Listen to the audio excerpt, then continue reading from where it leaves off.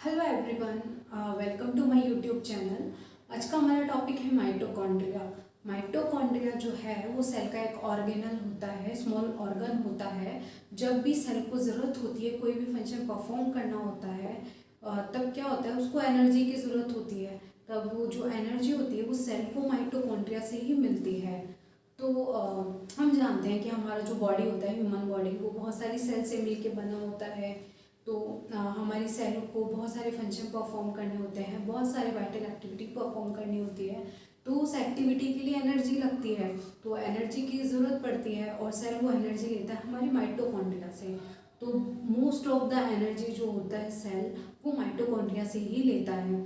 तो इस वीडियो में हम डिटेल में पढ़ेंगे कि माइटोकॉन्ड्रिया क्या होता है, कैसे इसका स्ट्रक्चर होता है और ये क्या फंक्शन परफॉर्म करता है। तो हम देखते हैं पहले कि माइटोकॉन्ड्रिया का क्या मतलब होता है। माइटो मीन्स थ्रेड और कॉन्ड्रिया मीन्स ग्रेन्यूल। ये एक ग्रीक मीनिंग होता है। तो ग्रीक में इसका मीनिंग है इसके स्ट्रक्चर के हिसाब से कि इसका जो स्ट्रक्चर होता है वो चेंजेबल होता है। कभी ये थ्रेड लाइक लॉन्ग होता है, कभी ग्रेन्यूल लाइक स्मॉल होता है। तो इस तरह से इसका स्ट्रक्चर होता है, इसलिए इसे माइटोकॉन्ड्रिया कहते हैं।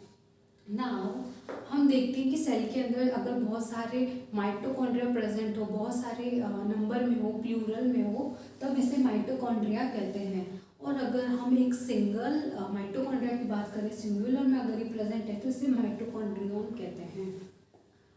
नाउ जो माइटोकॉन्ड्रिया है उसे साइंटिस्ट कॉलिकर ने 1880 में डिस्कवर किया था।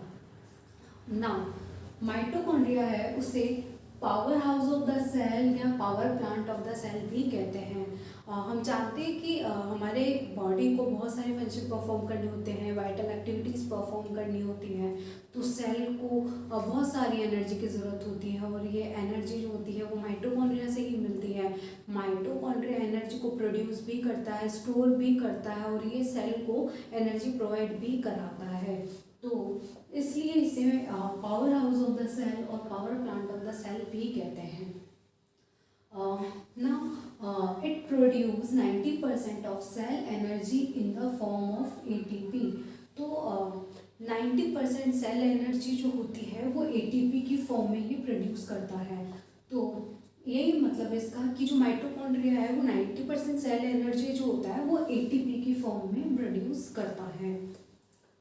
Now it is bounded by a double membrane। हमारे सेल के अंदर जैसे बहुत सारे ऑर्गेनल प्रेजेंट है, तो सबकी एक आउटर कवरिंग होती है। तो माइटोकॉन्ड्रिया की भी खुद की एक आउटर कवरिंग होती है। तो इसकी जो आउटर कवरिंग होती है वो डबल मेम्ब्रेन बाउंड होती है।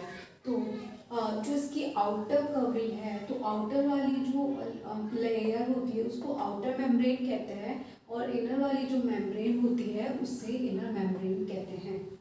Now it is a road shaped और ओवल शेप्ड स्ट्रक्चर। इसका जो स्ट्रक्चर होता है वो रोड शेप होता है या फिर ओवल शेप होता है। हम देख सकते हैं यहाँ पे ये ओवल शेप में यहाँ पे इसका स्ट्रक्चर प्रेजेंट है। Now mitochondria are the sites of aerobic respiration. इसका ये क्या मतलब होता है। माइटोकॉन्ड्रिया के अंदर एरोबिक रेस्पिरेशन होता है। एरोबिक रेस्पिरेशन का क्या मतलब है। It convert nutrients into ATP in the presence of oxygen। जो माइटोकॉन्ड्रिया होता है वो क्या करता है, ऑक्सीजन के प्रेजेंस में जो भी हम न्यूट्रिएंट्स लेते हैं उसको एनर्जी में कन्वर्ट कर देता है।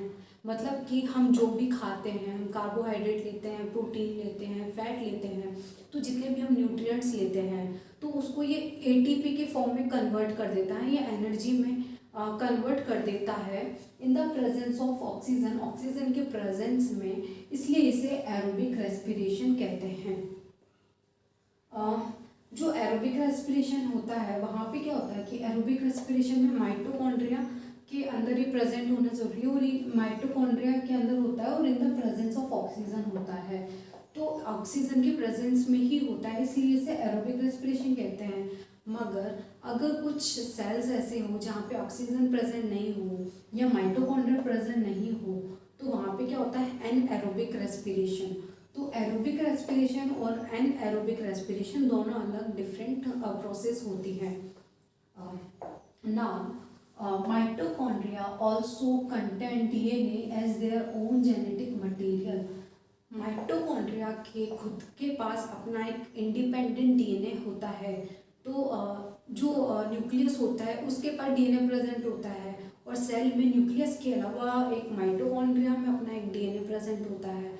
तो जब भी जो माइटोकॉन्ड्रिया होता है, तो जब भी इसको रेप्लिकेट करना होता है, इसको अपनी कॉपी बनानी होती है, तो उसको न्यूक्लियस पे डिपेंड होने की ज़रूरत नहीं होती है। इसके पास अपना खुद का डीएनए होता है, इस वजह से खुद की अपनी कॉपी बना सकता है, अपने आप को रेप्लिकेट कर सकता है, ये अपनी नंबर बढ़ा सकता है। तो ये अभी न्यूक्लियस पे डिपेंडेंट नहीं है। Now the number of mitochondria is highly variable in different kind of cell. तो जो माइटोकॉन्ड्रिया का नंबर होता है वो डिफरेंट सेल में डिफरेंट होता है। जैसे कि जहाँ पे माइटोकॉन्ड्रिया की ज़्यादा मतलब एनर्जी की ज़्यादा ज़रूरत होती है, वहाँ पे माइटोकॉन्ड्रिया का नंबर ज़्यादा होगा, और जहाँ पे एनर्जी की कम ज़रूरत पड़ती है वहाँ पे माइटोकॉन्ड्रिया के नंबर कम होते हैं। तो हमारी जो लीवर सेल्स होती है या फिर हमारी मसल सेल्स होती है, जैसे कार्डियक मसल हो गई या स्केलेटल मसल हो गई, तो उनको फंक्शन ज़्यादा करना पड़ता है। और जैसे हमारे लीवर सेल्स है तो उसको भी ज़्यादा फंक्शन परफॉर्म करने पड़ते हैं, तो वहाँ पे माइटोकॉन्ड्रिया ज़्यादा अमाउंट में होते हैं, उनका नंबर ज़्यादा होता है क्योंकि वहाँ पे ज़्यादा एनर्जी लगती है। बट जैसे हमारी और भी सेल है, जैसे हम जानते हैं हमारी बॉडी में रेड ब्लड सेल जो होता है उसके पास माइटोकॉन्ड्रिया प्रेजेंट नहीं होता है, वहाँ पे जीरो माइटोकॉन्ड्रिया होता है। तो आरबीसी के अंदर क्या होता है, वहाँ पे एनएरोबिक रेस्पिरेशन होता है, क्योंकि वहाँ पे आरबीसी के अंदर हमारे ऑक्सीजन तो हाई अमाउंट में होता है, बट वहाँ पे माइटोकॉन्ड्रिया प्रेजेंट नहीं है, तो वहाँ पे एनएरोबिक रेस्पिरेशन होता है। तो ये भी एक फर्दर टॉपिक होगा जिसको हम बाद में कंप्लीट करेंगे। Now structure of mitochondria. Mitochondria का स्ट्रक्चर देखेंगे हम एक बार। The outer membrane and the inner membrane are made of proteins and phospholipid layers separated by the intermembrane space. जो आउटर मेम्ब्रेन होती है और इनर मेम्ब्रेन होती है माइटोकॉन्ड्रिया की, वो फॉस्फोलिपिड बायलेयर की ही बनी होती है। तो जिस तरह से हमने सेल मेम्ब्रेन देखी थी, जिसके अंदर ये फॉस्फेट हेड होता है, और जो ये टेल पोर्शन है वो फैटी एसिड की बनी होती है, और ये इस तरह से यहाँ पे अरेंज होते हैं बायलेयर की फॉर्म में। तो ये हो गया फॉस्फोलिपिड बायलेयर की मेम्ब्रेन, और इसके अंदर यहाँ पे प्रोटीन्स प्रेजेंट होते हैं। तो ये प्रोटीन चैनल यहाँ पे प्रेजेंट होते हैं इस मेम्ब्रेन के ऊपर। तो इस तरह से इसका भी फॉर्मेशन, जैसे सेल मेम्ब्रेन बनी होती है तो वैसे ही आउटर मेम्ब्रेन और इनर मेम्ब्रेन भी ऐसे ही बनी होती है माइटोकॉन्ड्रिया की। और इन मेम्ब्रेन को कौन सेपरेट करता है, इंटर मेम्ब्रेन स्पेस। तो जो ये आउटर मेम्ब्रेन है और जो ये इनर मेम्ब्रेन है, तो इसके बीच का जो स्पेस है, जैसे हम देखते हैं ये आउटर मेम्ब्रेन और इनर मेम्ब्रेन, इसके बीच का जो स्पेस है उसे इंटर मेम्ब्रेन स्पेस कहते हैं, और ये दोनों को सेपरेट करते हैं। नाउ आउटर मेम्ब्रेन क्या है, आउटर मेम्ब्रेन जो है smooth and encloses entire organelle. इसका जो अपीयरेंस होता है आउटर मेम्ब्रेन का स्मूथ होता है, और ये पूरे जो भी सब्सटेंसेस है सेल माइटोकॉन्ड्रिया के अंदर उनको एनक्लोज करके रखता है। Now free permeable to small molecules. जो भी स्मॉल मॉलिक्यूल्स होते हैं उसको ये फ्रीली यहाँ पे परमिट कर देता है, परमिएबल होते हैं, वो इजीली यहाँ से पास हो जाते हैं आउटर मेम्ब्रेन से। Transport large molecules through channels of proteins called पोरिंग्स।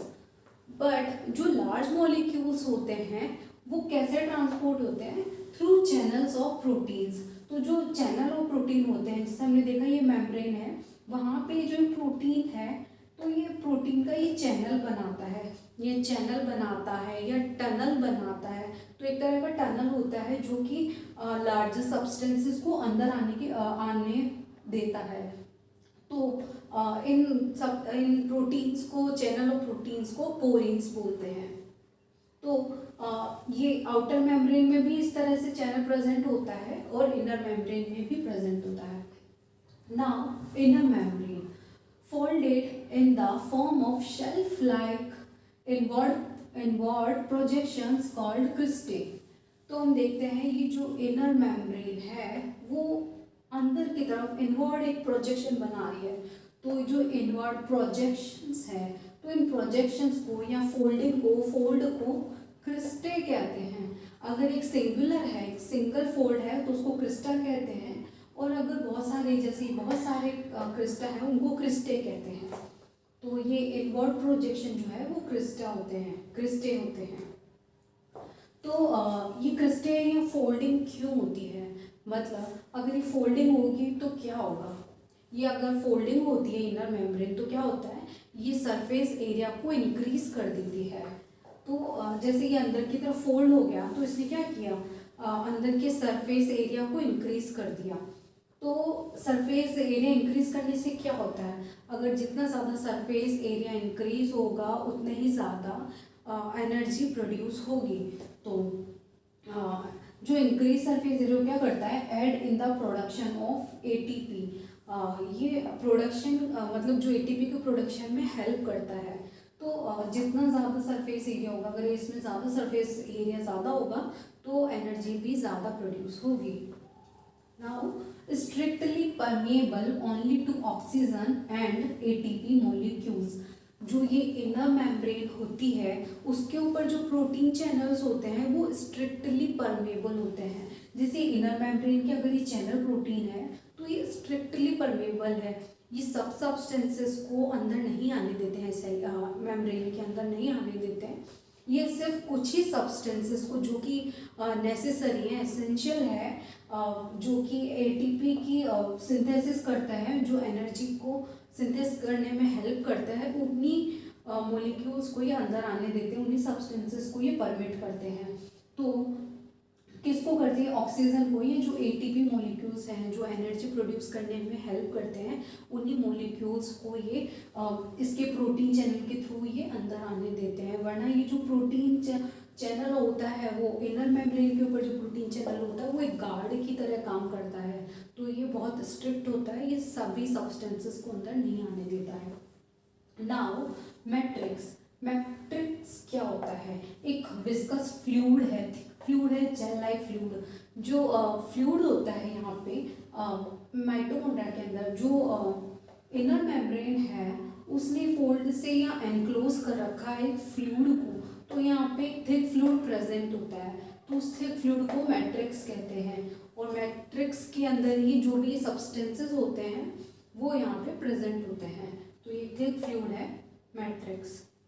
Now चौथा सब्सटेंस है डीएनए या फिर माइटोकॉन्ड्रियल डीएनए। माइटोकॉन्ड्रिया का अपना खुद का एक डीएनए है, इंडिपेंडेंट डीएनए है। तो ये खुद अपना आपको रेप्लिकेट कर सकता है, अपनी कॉपी बना सकता है, इसलिए इसे माइटोकॉन्ड्रियल डीएनए कहते हैं। क्योंकि ये न्यूक्लियस पे डिपेंडेंट नहीं है, इसलिए इसे इंडिपेंडेंट डीएनए, माइटोकॉन्ड्रियल डीएनए कहते हैं। ये इंडिपेंडेंट होता है और ये सर्कुलर फॉर्म में होता है। देखते हैं हम यहाँ पे, ये जो सर्कुलर फॉर्म में है ये डीएनए यहाँ पे प्रेजेंट होता है। नाउ एंजाइम्स या एटीपी सिंथेस एंजाइम, जो ये क्रिस्टे है उस पर कुछ स्टार्ट पार्टिकल्स प्रेजेंट होते हैं। तो जो ग्रीन कलर में शो हो रहे हैं वो एटीपी सिंथेस एंजाइम है। तो एटीपी सिंथेस एंजाइम क्या करता है, एटीपी की सिंथेसिस में हेल्प करता है, इसलिए इसे एटीपी सिंथेस एंजाइम कहते हैं। तो ये क्या करता है, प्रोडक्शन ऑफ एटीपी, तो एटीपी के प्रोडक्शन में ये हेल्प करता है। नाउ राइबोसोम्स, जैसे कि माइटोकॉन्ड्रिया के पास खुद का अपना एक डीएनए प्रेजेंट है, उसी तरह से माइटोकॉन्ड्रिया के पास खुद का अपना एक राइबोसोम या प्रोटीन फैक्ट्री प्रेजेंट है। तो यहाँ पे इसके मैट्रिक्स में यहाँ पे राइबोसोम प्रेजेंट होता है। तो जब भी प्रोटीन की ज़रूरत होती है एनर्जी के लिए, मतलब एनर्जी जब भी बनानी होती है, प्रोडक्शन करना होता है, तो प्रोटीन की ज़रूरत होती है, तो इसका खुद का अपना एक राइबोसोम है, तो वहाँ से ये प्रोटीन की सिंथेसिस करता है। तो एक बार हम डायग्राम को देख लेते हैं। तो हम देखते हैं यहाँ पे ये एक आउटर मेम्ब्रेन है। तो आउटर मेम्ब्रेन क्या होती है, स्मॉल मॉलिक्यूल्स को ये तो इजीली परमिट करने देती है। बाकी चैनल प्रोटीन जो होते हैं, जो पोरीन्स होते हैं, उनके थ्रू लार्ज मॉलिक्यूल्स यहाँ पे आउटर मेम्ब्रेन में आ जाते हैं। इनर मेम्ब्रेन जो होती है वो स्ट्रिक्टली परमेबल होती है, वो सब सब्सटेंसेस को नहीं आने देती है, बट कुछ जो एसेंशियल सब्सटेंस है उन्हीं को ही अंदर परमिट करती है।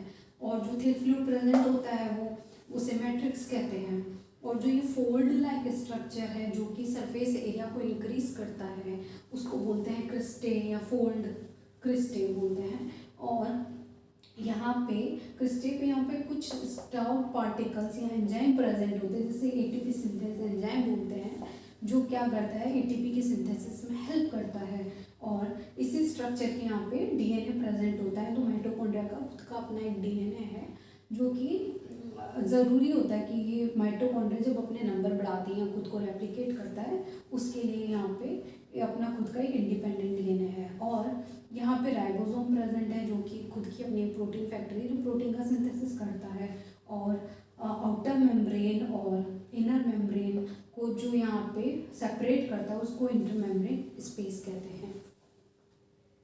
Now functions of mitochondria. Mitochondria के फंक्शन देखते हैं हम। तो पहला फंक्शन है प्रोडक्शन ऑफ एनर्जी। जो माइटोकॉन्ड्रिया होता है उसे power house of the cell या फिर power plant of the cell भी कहते हैं कि जब भी सेल को रिक्वायर्ड होती है एनर्जी की तो माइटोकॉन्ड्रिया एनर्जी को प्रोड्यूस करके देता है। तो कैसे होता है ये, जब भी हम कोई न्यूट्रिएंट्स खाते हैं लेते हैं जैसे कार्बोहाइड्रेट प्रोटीन्स या फैटी एसिड, जब भी हमने कोई न्यूट्रिएंट लिया तो उसका ऑक्सीडेशन हो जाता है। तो जब देखते हैं हम ये जो माइटोकॉन्ड्रिया है उसके अंदर जो क्रिस्टे है तो क्रिस्टे के ऊपर कुछ एंजाइम प्रेजेंट होते हैं ऑक्सीडेटिव एंजाइम। तो वो क्या करते हैं ऑक्सीडेशन करते हैं उन पार्टिकल्स और न्यूट्रिएंट्स का। तो उस ऑक्सीडेशन प्रोडक्ट जो भी प्रोसेस होती है उसमें क्या होता है वाटर का और कार्बन डाइऑक्साइड का प्रोडक्शन होता है और एनर्जी रिलीज होती है। तो जो एनर्जी रिलीज होती है वो यहाँ पे माइटोकॉन्ड्रिया में स्टोर हो जाती है। तो ये स्टोर एनर्जी अभी रहेगी यहाँ पे।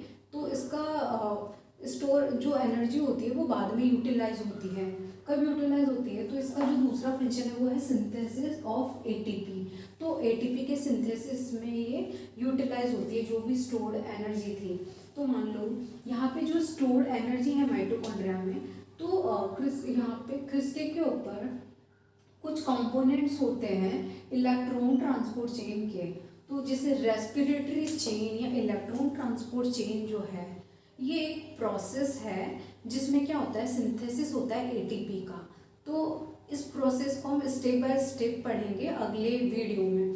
तो इसको मैं अभी इतना सा समझा रही हूँ कि कुछ कंपोनेंट्स होते हैं इलेक्ट्रॉन ट्रांसपोर्ट चेन के तो यह प्रेजेंट होते हैं और इसकी हेल्प से एटीपी का सिंथेसिस होता है। तो जो इलेक्ट्रॉन ट्रांसपोर्ट चेन है तो वो क्या करता है इसके जो कंपोनेंट्स है वो क्या करते हैं यहाँ पे जो स्टोर्ड एनर्जी थी उसको ये यूटिलाइज कर लेते हैं और फिर क्या करते हैं एटीपी का सिंथेसिस करते हैं। अभी मैंने ये शॉर्ट में बताया, मैं इसको डिटेल में अगली वीडियो में पूरा डिटेल में समझाऊंगी। नाउ तीसरा फंक्शन है अपोप्टोसिस या program cell death. Cell death 2 types की होती है, एक है अपोप्टोसिस तो अपोप्टोसिस और एक दूसरी होती है नेक्रोसिस, तो वो अलग टॉपिक है। तो अपोप्टोसिस में क्या होता है ये प्रोग्राम सेल डेथ है। प्रोग्राम का मतलब ये है कि खुद प्रोग्राम है कि सेल को जैसे कि रोज़ाना हमारी नई सेल्स बनती है और कुछ लाखों बिलियन सेल्स रोज मरती है। तो अपोप्टोसिस क्यों ज़रूरी होता है, अगर कुछ भी कोई सेल डैमेज है या ख़राब हो गई है, सेल की लाइफ स्पैन ख़त्म हो गई है तो उनका डेथ होना ज़रूरी है, वो डैमेज हो चुकी है। तो अगर अपोप्टोसिस नहीं होगा तो क्या होता है, अगर अपोप्टोसिस ही नहीं होगा प्रोग्राम सेल डेथ ही नहीं होगी तो क्या होता है कैंसर बढ़ने के चांसेस हो जाते हैं या कोई और बीमारी बढ़ने के चांसेस हो जाते हैं। तो अपोप्टोसिस जो है वो प्रोग्राम सेल डेथ है। तो ये किसके प्रेजेंस में होता है, जब साइटोक्रोम सी रिलीज होता है माइटोकॉन्ड्रिया में तब ये अपोप्टोसिस का प्रोसेस होता है। तो अपोप्टोसिस एक प्रोग्राम सेल डेथ होता है और ये माइटोकॉन्ड्रिया की हेल्प से होता है। Now fourth function is storage of calcium. जो माइटोकॉन्ड्रिया है वो कैल्शियम को भी स्टोर करके रखता है, ये कैल्शियम को अब्जॉर्ब करके रखता है। तो कैल्शियम क्यों ज़रूरी होता है, ये हमारी मसल कॉन्ट्रैक्शन के लिए ज़रूरी होता है, फर्टिलाइजेशन के लिए ज़रूरी होता है, या फिर हमारे जो क्लोटिंग फैक्टर है उसमें भी बहुत इंपॉर्टेंट रोल होता है। इसलिए ये जो माइटोकॉन्ड्रिया है वो कैल्शियम को भी स्टोर करके रखता है। पांचवा फंक्शन है detoxification of ammonia in liver. तो हम जानते हैं कि लिवर सेल के अंदर भी मतलब माइटोकॉन्ड्रिया की संख्या ज़्यादा होती है, तो वहाँ पे क्या करता है ये, जो भी अमोनिया बनता है उसको ये डिटॉक्सिफाई करता है। सिक्स फंक्शन है हीट प्रोडक्शन। तो जब भी सर्दियों में हमें शिवरिंग होती है, तो शिवरिंग के साथ में क्या होता है कि हीट प्रोडक्शन में ये हेल्प करता है माइटोकॉन्ड्रिया। तो जब शिवरिंग होगी तो साथ में क्या होगा, ये हमारी बॉडी से हीट को प्रोड्यूस करेगा। तो माइटोकॉन्ड्रिया का ये भी एक फंक्शन होता है। माइटोकॉन्ड्रिया हम जानते हैं कि ये प्रोडक्शन करता है एनर्जी का, तो और ये सिंथेसिस करता है एटीपी का। तो ये एटीपी का सिंथेसिस कैसे करता है, इसको हम डिटेल में पूरा प्रोसेस पढ़ेंगे स्टेप बाय स्टेप। जो कि रेस्पिरेटरी चेन है या फिर इलेक्ट्रॉन ट्रांसपोर्ट चेन जो होता है जिसमें एटीपी का सिंथेसिस होता है, उसका एक डिटेल वीडियो मैं बनाऊंगी आगे।